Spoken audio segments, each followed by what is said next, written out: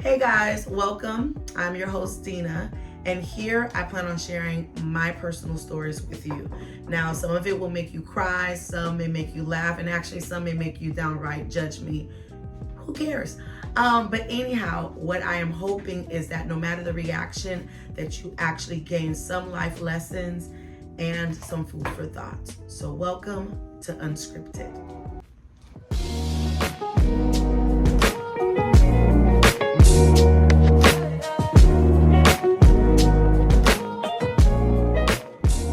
All right, so for those who read my book, yes, shameless plug, The Bitter Root, Rewriting My Story, I have a chapter titled Say It Loud, I'm Haitian and I'm Proud.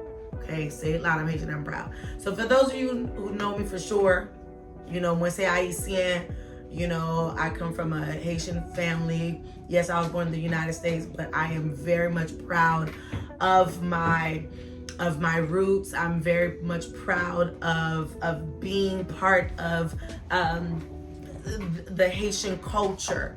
There's just so much richness that is associated with Haiti, and so many just goodness, right? Not just about food, not just the dance, not just the music. There's just so much richness about Haiti. But in all honesty, I can say that now. Okay, I can say that now because growing up, baby, I was not proud to be a Haitian. I mean, we were the ones with what we used to call them doodoo plats, right? And it was those big old plats, and then we'll get like the knockers or the bubbles that would not match. And then on top of the knockers, we would have all these ribbons. Our whole hair was a rainbow. Okay, mismatched clothing. At least growing up in my time, that's what we were known for. But there was a time where, to be honest with you, I was getting upset with being called an HBO. Now, the only HBO I knew at that time, okay, was the Home Box Office Network, okay? Home Box Office Network. Now I knew that's the one on TV. That's the only one I knew. So I was like, why are these people calling us, HBO? They used to call us boat people, and I was just like, what in the world? But they started calling us HBOs, and I'm like, what in the world is an HBO? Baby, I came to find out that it meant Haitian with bad odor. I'm like, hold up, okay? Because we take showers, okay, like twice a day. Our parents did not play with that. We use deodorant, and if you are from Miami, you will know exactly two products that I'm going to say. Jeanate or Nate or Nate, as some people like to say, because they have that little accent, and Razak. That Razak lotion, you can smell us 10 miles away, okay? We took pride in terms of how we smelled, how we came across. Yes, you could say that we, at least at that time, we're mismatched. Yes, you could talk about, we had a whole rainbow going on in our hair, but our hair was always combed.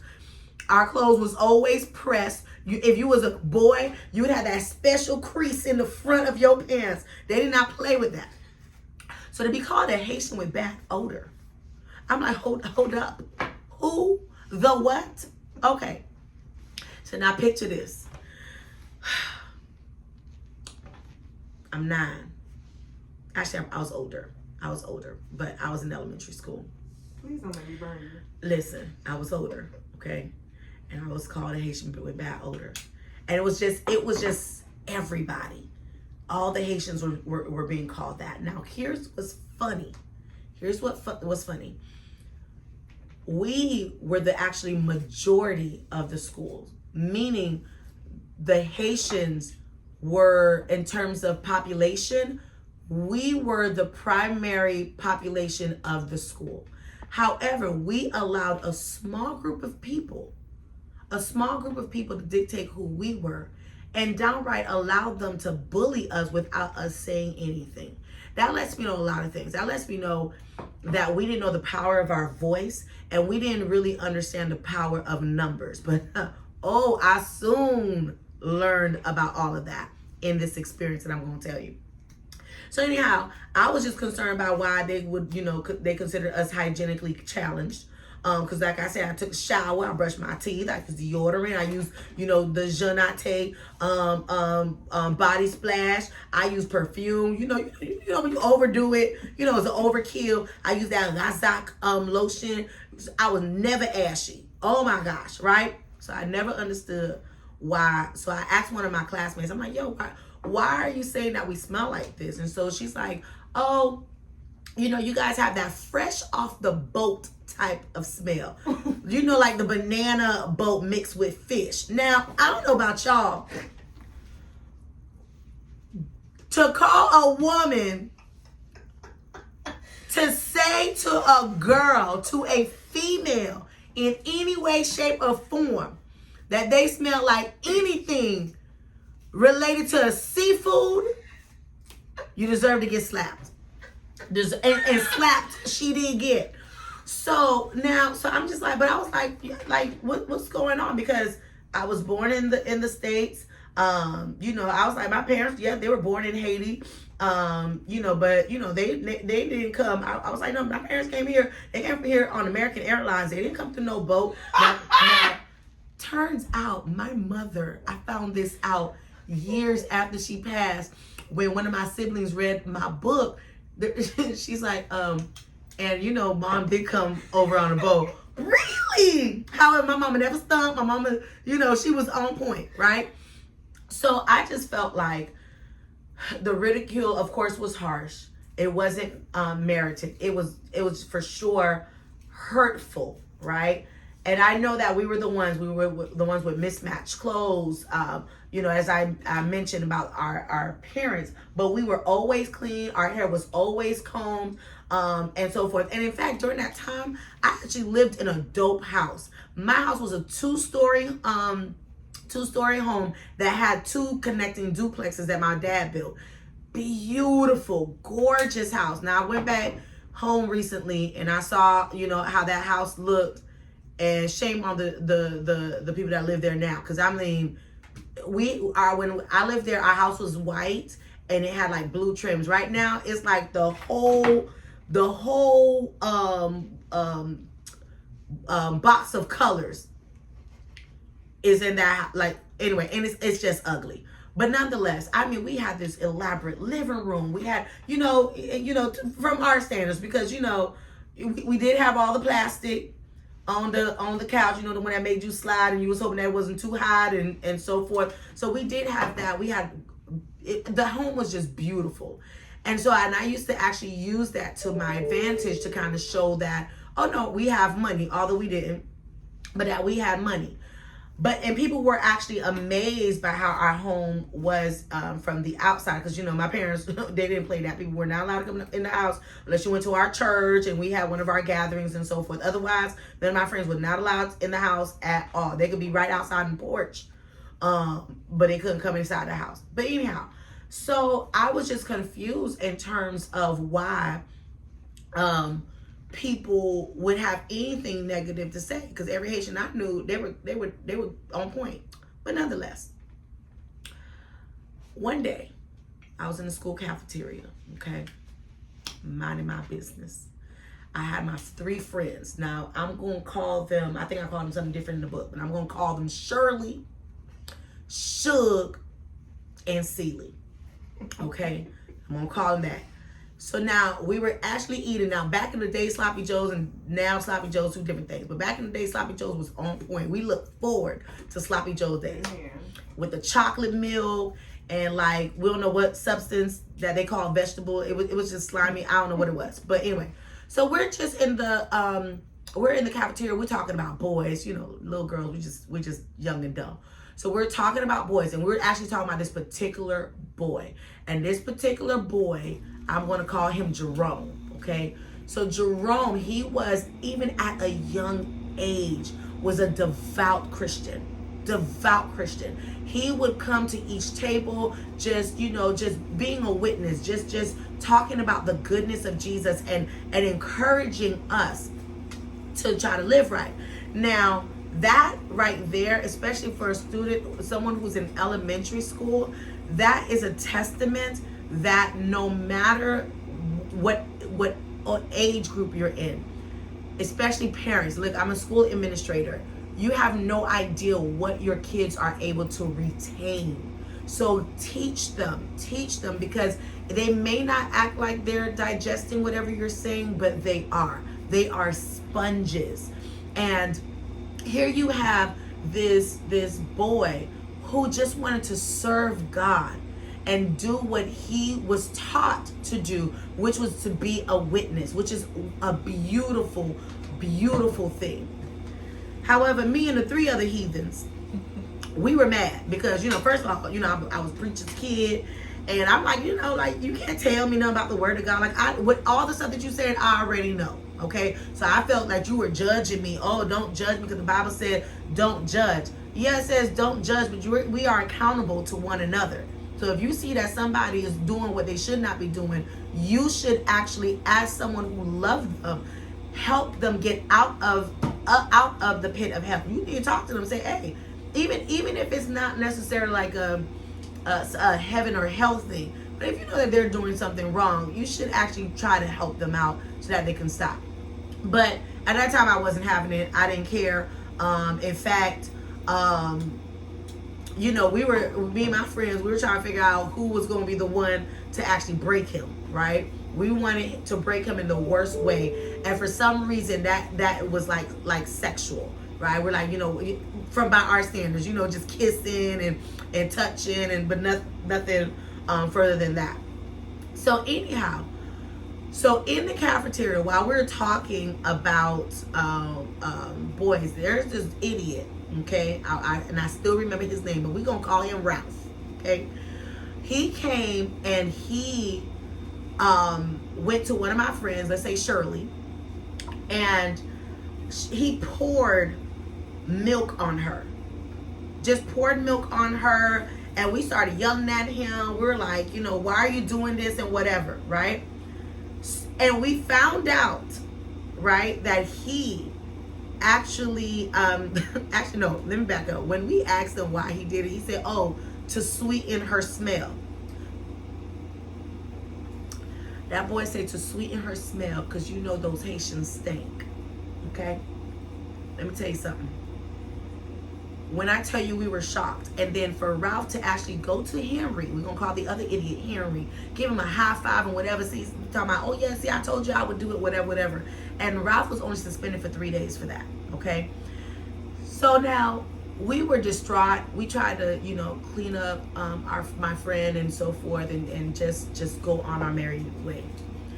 And I was like, oh my gosh, like the level of bullying that we endured, or that they endured at that time, because it wasn't until 2 weeks later, right, that the idiot decided that he was going to try me and pour milk on me.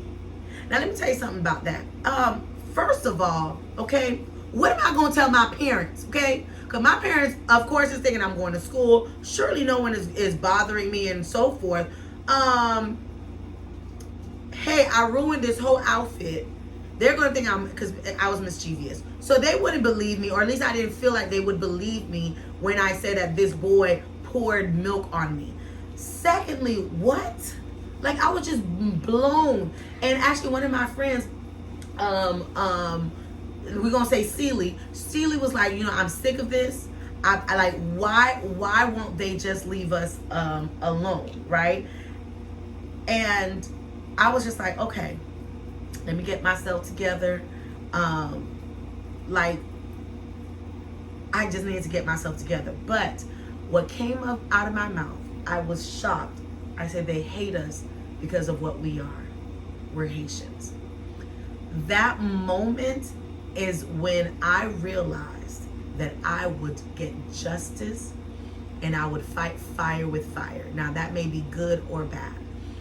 It may be good in the sense of, I'm not going to have you dictate to me who I am. You don't have to like me, but you will respect me. And I kind of kept that mantra my entire life. Even when I'm at work, I'm like, look, I don't have to like you to work with you. We have a mission, we have a goal, we need to accomplish it, and so forth. And so we just need to keep it moving. But it was that defining moment for me that I was just like, okay. Now it's bad because I did fight fire with fire. I should have found a productive way of doing it, but since I was a kid, I didn't care. And so here's what happened. Okay, so before the lunch was over, I devised a plan, right? And the mission was simple. Kick everybody's tail who came against us, point blank and a period. And we actually called the mission the takedown. Okay, the takedown. We was taking down everybody who felt that they were going to go ahead and that they were going to attack us. Now, to accomplish this goal, it actually requires some planning. So we couldn't just, be like, oh no, just beat up anybody, whatever. No. We had to come up with a plan. And so I came up with a plan, ironically, just within that lunch period. So we had to spread the word because we didn't want I didn't want any paper trail. Spread the word through word of mouth of how we were going to actually implement it, right? Then we had to actually produce some cohesive rules. So it had to be simple. We kids, we're not trying to overcomplicate things, and that honestly is something that we adults that we should also consider. When you're coming up with rules, try to simplify it, try to make it sure that it's clear and it's concise and that it's cohesive. Okay, so it was simple enough so that people could memorize it, etc. Okay, so here was the rules. Anyone who has something negative to say about Haitians, we're gonna give them a verbal warning. Okay, just we're Christians, we want to be nice. Okay, so we're gonna give them verbal warning. Now, if the offender is relentless and they want to try us after that verbal warning, you need to contact your crew. Yes, we were little gospel gangsters, even in elementary. So you need to contact your crew, okay? Now, everyone was assigned at least 2 people as part of their crew. Now, the crew's responsibility wasn't complicated. It was simple, straight to the point. If it gets to the point where we got to contact your crew, beat the bricks off the person until you saw blood. Now, parents, let me say this. This is why you need to hug your children more often. Because for us to say till we saw blood was an issue in hindsight. But in the moment, until we saw blood, beat them up, okay? Because they got to learn their lesson so that they can leave us alone, stop bullying us. So now, with the second rule, though, we also said that you could not fight on school premises. Why? Because at least at that time, number one, we knew that no one was going to back out from a fight because, you have a rep. I'm like, please, I'll back out from a fight because I'm not trying to mess up nothing, okay? Even if I knew I could fight, I'm not trying to do that. But anyhow, we knew that nobody would back out from a fight. And also, back in the day, we could actually schedule a fight. Oh, we're going to meet you 2 blocks up the road at 3:15. You make sure, blah, blah, blah, blah, blah, right? The last rule was to beat up Henry. We wanted to beat up the person that was getting the boys to pour milk on us. That's who we wanted. So, I made sure, and I said, look, the attack needed to be public, because he needs to be made an example of, okay? And so with him, I didn't want the attack to be during lunch period. I didn't want it to be after school.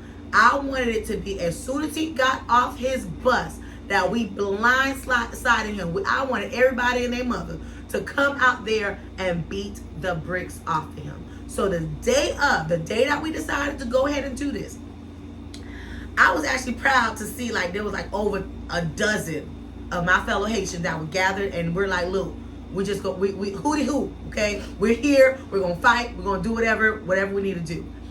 As soon as he got off the bus, right, I yelled, "Bourrique!" And for those who know, that's donkey in Creole, okay? Bourrique. I don't know why, out of all words, that was the word that came out my mouth. And soon he came, I started punching him in the jaw with every intention to break it. The mouth that you use to articulate that you wanted to cause harm in any way, shape, or form to a group of people, I wanted to use that same thing. I wanted to destroy that. Again, I needed more hugs growing up. Okay, so I'm beating him. I was releasing all of my aggression. All the people just started just doing the same thing. It almost became like it was no longer about the assault to my friends or myself. It was just like, I am tired and frustrated of actually just dealing with a measure of bullying and the measure of hatred towards my people. I was just tired of it. So I just, punch or whatever. All of a sudden we're hearing whistle blowing, the authorities are coming, and like roaches, we gone. Okay, light turn on, we scatter, we gone. So where my scary self went straight to the bathroom, okay? And I'm just like, oh my gosh, beating myself up. I'm like, oh my gosh, I can't believe I'm going to do this. I did what I did, and this and that. I didn't think that it was going to go to this level, but that's what you have to know. When you take certain actions, know that sometimes it'll take you to a level that you can never return from. You can never go back on. And so you got to be mindful of the consequences that may come with you just not taking a deep breath and actually sometimes in some cases letting God deal with it, letting the authorities deal with it and so forth. Because at no time did I go to the principal. Yes, I went to the lunchroom attendant, and I was frustrated, and he was like, just go sit down, which I skipped that part of the story, but read my book, you get the rest. But I went and sat down, and I was frustrated with that. But I'm like, I could have got my parents involved. I could have gotten the principal, the assistant principal involved, etc. But I just took it to the extreme, and here now I am in a bathroom, all type of frustrated, all type of scared. And my pride messed me up because I was in that position. I was in the bathroom because I didn't want to see anybody. I didn't want to mess up my rep, or the rep that I thought that I would have now, as a tough guy, if you will, right? But here I am, and I didn't want to show anybody any level of vulnerability. So here I was in the bathroom, catching my breath, and so I decided to just cut to the chase. I'm like, I am going to get in trouble. Because by the time Henry gets into this office, he's going to snitch on me. He's going to say, everything that happened, etc. And he's going to tell his side of the story. So I said, you know what? Let me cut to the chase. I was late for class anyway. Let me just go to the principal's office. Now, get this. I get to the principal's office, my head held high. Okay? Because again, I didn't want to see anyone see me be vulnerable or anything like that. I was ready to look at the principal in her face and tell her exactly what I did. But when I walked in there, I saw Henry sitting in the office, all quiet. He looked horrible. Oh my gosh, he looked bad. Not only was his shirt torn, he had a black eye by that time. I was like, oh my gosh, like his lips was swollen. There was blood, like just everywhere. And to be honest with you, if the parent had called the authorities, if his mama would have had every right to do so. I should have been expelled for that. And of course, I'm saying that now because I'm a school principal, so I know how that goes. But when we locked eyes, I saw something that was just all too familiar. I was just all too familiar with this. When I looked at him, I saw helplessness. And, when I think about it, I'm like, what was he going through? Yes, he was wrong for what he did. But what was he going through in his life that would cause him to want to just hate on people? We got to be careful with that. We got to be careful. We got to be mindful of our actions and kind of do it like a self-evaluation and assessment. And we also have to consider what other people are perhaps going through to explain or justify why they're doing what they're doing. And maybe we can kind of work it out. Maybe we can talk it out, if you will. So anyway, I saw hopelessness. I stormed out of the office and I went to the nearest bathroom and I cried. I wept like a little baby. After what I felt like it seemed like hours, but it was just like a few minutes, I headed to the office and I'm like, you know what? I just have to face the consequences of my actions. I just have to do that. When I reached there, by that time, and it actually wasn't a few minutes because by that time his mom was there. And I heard his mom screaming and popping off, and I was shocked because not what the mom was saying, but the fact, which I was shocked with what the mom was saying, but to also hear Henry's response. Henry said, "Mommy, mwen pa vle rele police." I'll say that again. And let me see if you caught on. "Mommy, mwen pa vle rele police." Last time I checked, that was Creole. I'm like, hold up. Henry's Haitian? Hold up.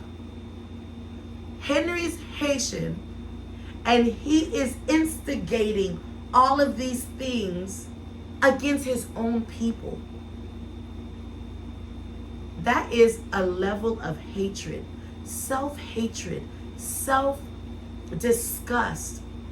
That is something we have to make sure that we watch out for, because that is below low self-esteem.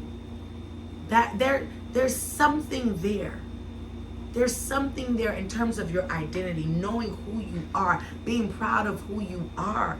That should almost kind of drive you, should kind of lead you, right? But no, he hated himself. He hated himself, although he was Haitian. I'm like, how could that be? How could he hate us? Or how could he even hate himself?